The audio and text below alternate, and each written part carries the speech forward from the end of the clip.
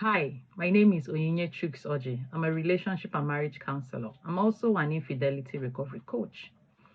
Let's talk about building a Christ-centered marriage. Today we live in a world that has increasingly become godless. A world that is trying to shove it down our throats by any means necessary, that God is no longer important, that God is no longer all that. Right? But as Christians, we believe that God is the author of marriage. God is the originator of marriage. Therefore, He has laid down principles for marriage. Just like we go to the market and we buy gadgets, for instance, maybe a deep freezer, and we buy this deep freezer and we want to enjoy this deep freezer that we just bought. And it comes with a manual. We carefully read through that manual and to see the manufacturer's guidelines on how to use it properly. So the manufacturer is saying use so kVA of stabilizer, don't plug directly to current, do this and do that and do all that. And guess what? We follow through that instruction, because when you don't, that deep freezer can pack up, and you have spent your hard-earned money in purchasing that gadget. But then we come to marriage and we think we can wing it. We can just do it anyhow. There is just anyhow, any way that works for us works. We forget that somebody instituted marriage. Marriage didn't just fall from the sky. God made marriage. Therefore, He has laid down principles for marriage. Now, as Christians, it is on us to build a Christ-centered home, a Christ-centered marriage, because it is only when we do that God's way that we truly enjoy the benefits, and we truly see the reason God made marriage. That marriage is not for our doom, because it appears these days that marriage is difficult. It's a bad thing. God just is a punishment God has given to humanity.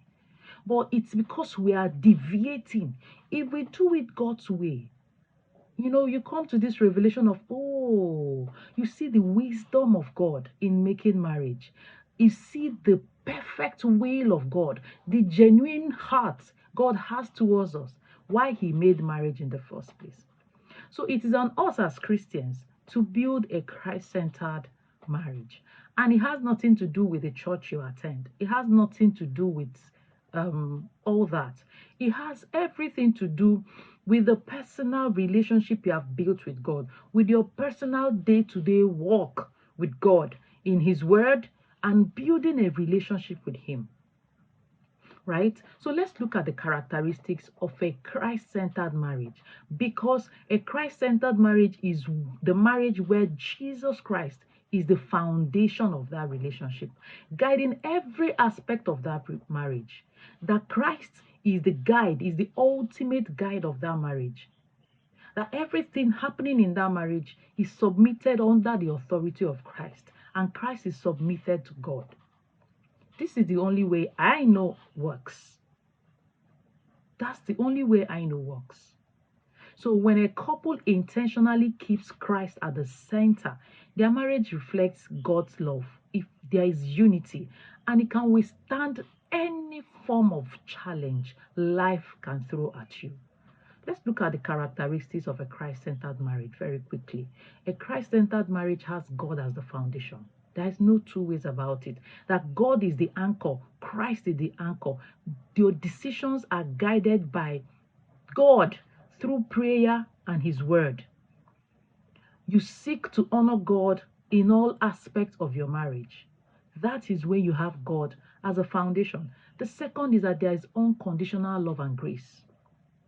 Unconditional love. You love yourself. You love each other as Christ loved the church. There is grace to forgive. There is grace to forgive. It's freely given and received in that relationship. And love is patient. Love is kind. Love is selfless. Therefore, there is unconditional love. There is unconditional kindness, patience, selflessness. This is a characteristic of a Christ-centered marriage. The third one is commitment to prayer and worship. See, a prayerless couple is a powerless couple. A prayerless couple is taking a huge risk. How do you exist? Just like not exist. How do you exist without oxygen? How do you do marriage as a couple without praying together as a couple? Right? The Bible says that when the hedge is broken, the serpent will bite. So if you are prayerless as a couple, now there's a place for praying as an individual, right? Having a deep personal relationship with God and having your prayer time with God. But coming together as a couple to pray is something you can't even do without. That's if you are interested in building a Christ-centered marriage. It is very critical. Now, another one is effective and loving communication.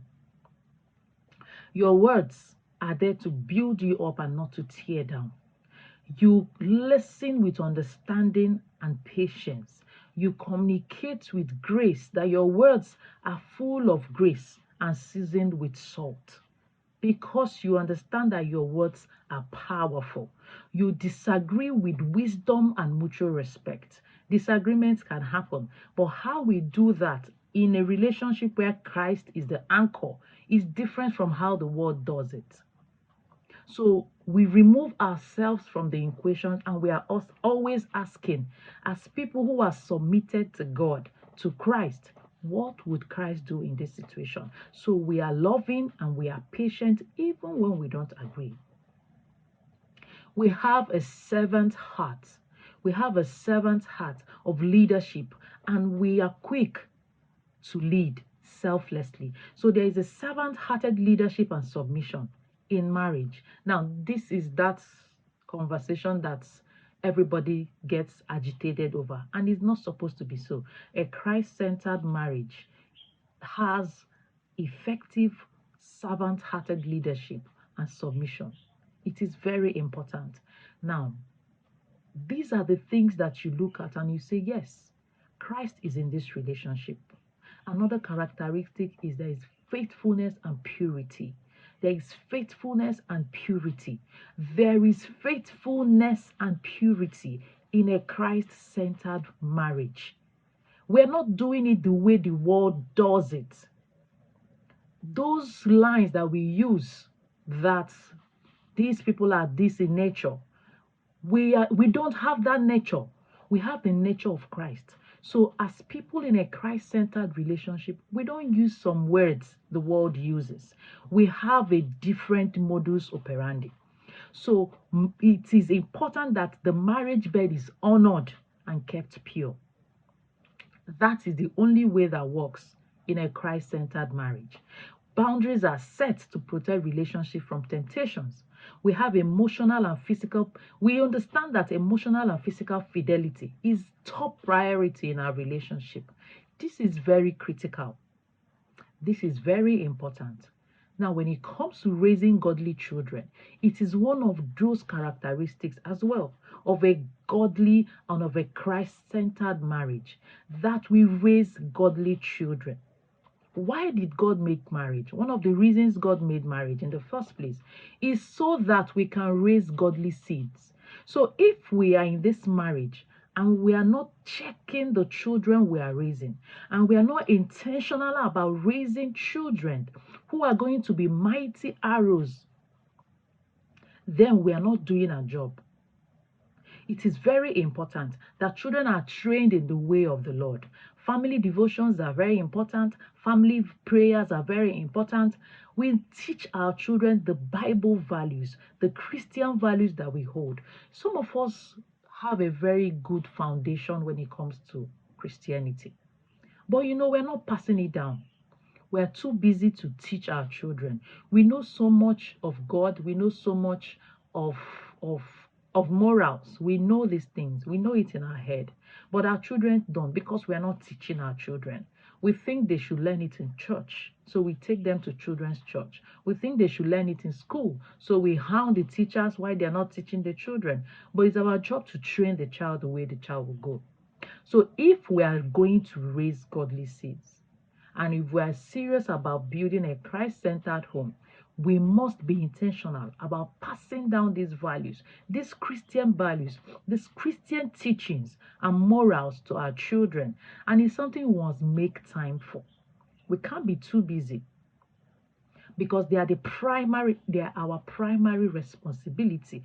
They are our first ministry. Your family is your first ministry, and your marriage is what feeds your parenting. So your marriage has to be right. Finally, there is teamwork and unity in a Christ-centered marriage. There is teamwork and there is unity. The couple work together in harmony. Differences are embraced and used to strengthen the relationship. So we differ in many ways, but it's not to our disadvantage. So our differences is actually to our advantage. I am this, you are not that. So what I have, you don't have. We come together in unity and we make magic, literally. So it's important that we know these things. We support each other's dreams and calling. To build a Christ-centered marriage is one of the most beautiful things you can do for yourself, and is a powerful legacy to leave behind for your children. A lot of people, when you ask them, would you want the kind of marriage your parents had? A lot of us will say this in the negative. Hell no. Now, what are you doing differently to ensure that when your children are asked this question, now they say, yes, I want the kind of marriage my parents had. I would love to replicate the kind of marriage I saw my parents experience. I would want that for myself. Let that be a guide to you today as a married couple and as a parent doing marriage and raising children, that you are intentional about raising godly seeds, and most importantly, that you are intentional about building a Christ-centered marriage. I am seriously rooting for you. Do have an amazing day. May God bless you.